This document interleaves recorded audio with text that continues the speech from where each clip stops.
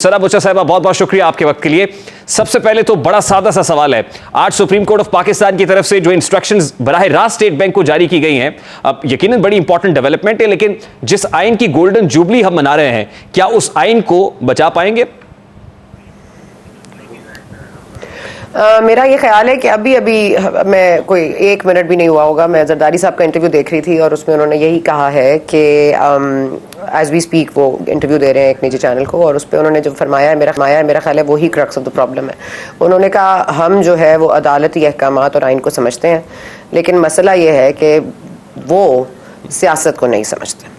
तो मेरा ख्याल है एक बात में इस चीज़ का निचोड़ आपके सामने आ जाना चाहिए कि इस वक्त जो सियासत है उसको नहीं समझा जा रहा। आइन और कानून की समझ सबको है, और जहाँ पे सियासी मामलात नहीं होने चाहिए, जहाँ सियासी फैसले नहीं होने चाहिए, वहाँ सियासत हो रही है और नहीं होनी चाहिए।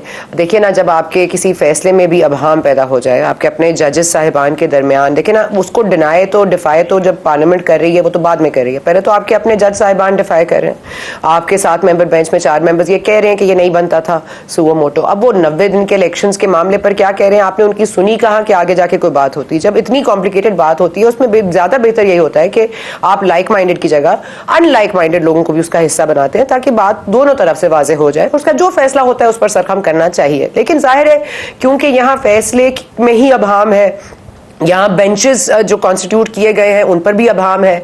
अब आप माफ़ी भी ले लीजिए तारड़ साहब की, उस पर भी उन्होंने कह दिया जी वो जज साहिबान जो आज माशाल्लाह सुप्रीम कोर्ट में बैठे हैं वो तो सुपरसीड करके आए हैं, सीनियरिटी वाले जो जज साहिबान थे उनका हक मारा है उन्होंने।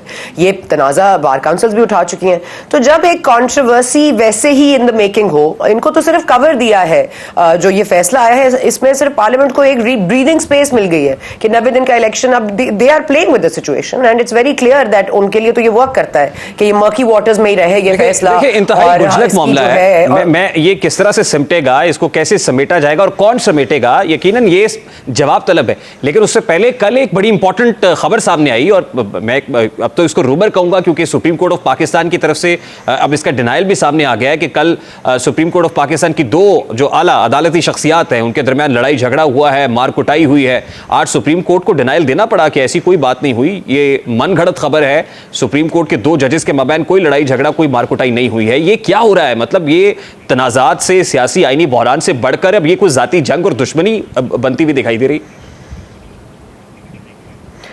देखिए, जब आप जाती हमले करेंगे तो दुश्मनियां भी जाती होंगी, और जब आप जाती हमलों को सियासी तौर पर उनको बैक करेंगे तो मजीद बिगाड़ पैदा होगा। और मैं नहीं समझती कि मौजूद जज साहिबान एक दूसरे के ऊपर डंडे उठा सकते हैं। मैं नहीं समझ सकती कि कोई और हाथापाई हो सकती है। मैं नहीं समझती कि बहुत ही हमारे जज साहिबान मोहतरम है सारे के सारे, उनका जो भी व्यू हो। लेकिन मेरा ये ख्याल है कि आर्ग्यूमेंट ज़रूर हुई है, इसकी तस्दीक मैं भी कर सकती हूँ। चैम्बर्स में ज़रूर आवाज़ें बाहर आई हैं। 4 जज साहिबान जो थे, जस्टिस काजी फाइज समेत 3 और चैम्बर्स में मौजूद थे, वो जरूर मतलब मेरा ख्याल है कि आर्ग्यूमेंट हुई है। जाहिर है डिफरेंस ऑफ ओपिनियन है तो आर्ग्यूमेंट तो होगी, लेकिन एक दूसरे को मारना ये सब कुछ मेरा नहीं ख्याल कि इस चीज़ से हमें भी गुरेज करना चाहिए कि आर्ग्यूमेंट ज़रूर होगी, अपने दलाइल हर कोई देते हुए आवाज़ भी बढ़ती है, कभी पैशनेटली कोई बात भी हो जाती है, कभी किसी को बुरी भी लगती होगी। लेकिन देखें ना, आप ये तो नहीं कह सकते जस्टिस काजी फाइज ईसा के हवाले से नहीं हो रहा है सब कुछ। जस्टिस काजी फाइज ईसा पसंद नहीं है तो इमरान खान साहब का वकील जो है वो कह सकता है कि हम ये जज साहिबान के आगे अपना केस नहीं लगाएंगे, लेकिन इनको ये हक हासिल नहीं है। लेकिन अब फ्री, फेयर और ट्रांसपेरेंट इलेक्शन के लिए फ्री, फेयर और ट्रांसपेरेंट ट्रायल भी जरूरी है, वो है नहीं। तो फिर फ्री, फेयर और ट्रांसपेरेंट इलेक्शंस का नजर आएंगे। देखिए, ये कानूनी मामला अब नहीं रहा, अब ये सियासी मामला हो गया। अब एक इदारा अगर टू स्पीक अगर वो पीटीआई के हामी है या कम अज कम वो फैसिलिटेट करना चाहता है इमरान खान साहब की, और ये जाहिर है कि खान नहीं तो पाकिस्तान नहीं। मुझे तो ये समझ नहीं आ रहा कि इमरान खान साहब ऐसी क्या चीज है कि तमाम इदारे, तमाम लोग उनको सपोर्ट करने के लिए पहले तैयार रहे, अब एक इदारा उनको फिर सपोर्ट कर रहा है। और अब जो है आपको पता है कि मेरा तो ये ख्याल है, परसेप्शन तो यही है कि कम से कम फौज हमारा जो इदारा है वो तो इनके पीछे नहीं है, क्योंकि आज उन्होंने पार्लियामेंट को अपनी सपोर्ट दे दी। और बड़ी ईमानी खेज बात है जब उन्होंने कह दिया कि जो अवाम के नुमाइंदे हैं वही फैसले करेंगे आइन के। और मेरा ख्याल है कि ये बात बड़ी क्लियर हो जानी चाहिए कि कहां पे डिवाइड है और कहां पे डिवाइड सामने आएगी, and who has the higher से।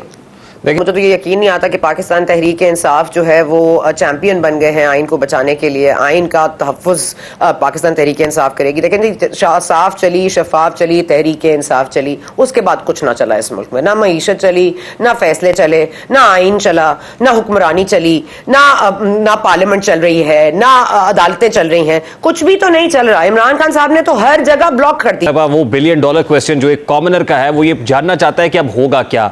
आज सुप्रीम कोर्ट ने स्टेट बैंक को कह दिया आप पैसे दें, और स्टेट बैंक ने भी कह दिया सोमवार तक पैसे मिल जाएंगे, हमारे पास 1 खरब और इतने अरब रुपए पड़े हुए हैं हुकूमत के।